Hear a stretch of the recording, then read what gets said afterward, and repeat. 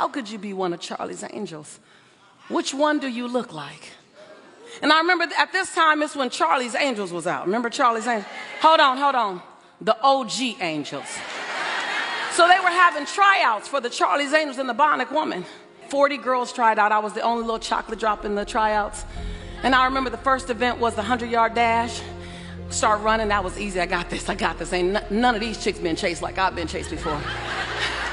So when I passed the finish line, they were like, Lisa Nichols won, yes! Second event was the roll, stop, and freeze, sucker. I had it down. I practiced all day. I was flipping my hair. And so when they did it, they were like, Lisa Nichols, you won.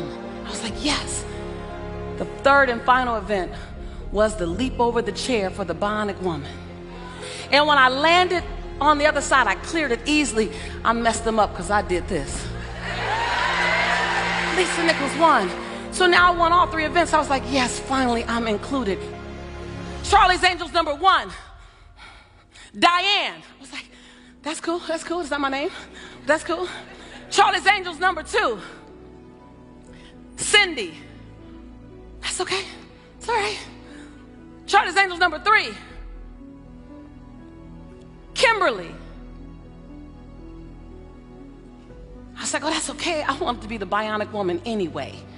She's the beast. She's amazing. And the Bionic Woman, yes, I'm gonna get my do together. It's good. Frances. I stood there on the line for a moment, and I probably should have just stayed there quiet, but I couldn't. I had to ask the question. It didn't make sense. I mustered up the courage. I walked over to the judge and I said, I won every single event. I'm sorry. I won. I was 50 yards in front of the first person. I did the freeze sucker better than anybody. Y'all saw my head. I jumped. What happened? And the judge said, as if it were a normal question, Lisa, how could you be one of Charlie's Angels? Which one do you look like? And I looked for an answer. And there went the great decline of my self-esteem. For the next 18 years, I was mad at a lot of things on the inside. My family saw a smile, but I was upset. I was upset where I lived. I was upset where I was from. I was upset about my mocha skin and my full lips and my round hips and my kinky hair. I didn't know why I was upset. It just felt like I couldn't get anywhere with this. I don't know what your story is. You got your story. But I just want to introduce you to when you decide you're going to step into extraordinary, you're going to have to let some things go. I was about 22 years old. I was about 22 years old, and I was near here at Fame. And I was speaking for the first time in front of about 3,000 people. And I was delivering this beautiful poem at the end of my block. It was one of my first times ever speaking in public. And as I walked down, everyone's telling me, hello, you were amazing. And as I'm walking through the walkway, this most familiar voice ever, her hand was on my shoulder and she said, you were incredible. And I knew this voice. I turned around and I'm looking face to face with television's Bionic Woman, Lindsay Wagner.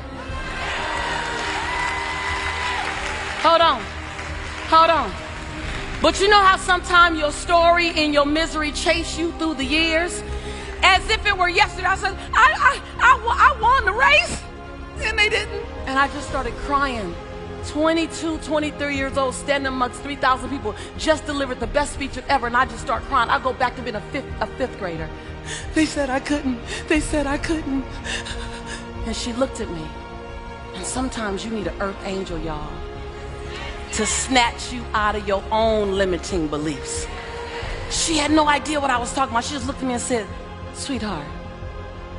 She goes, I'm an actress. She said, you, based on your story, you are the true Bionic Woman. Oh, yes. Sometimes your future can't fit in because you're too full of your past.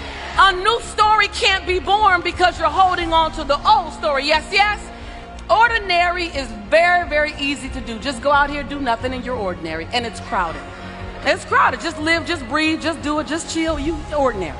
But the moment you put some extra on your ordinary, now You got extraordinary.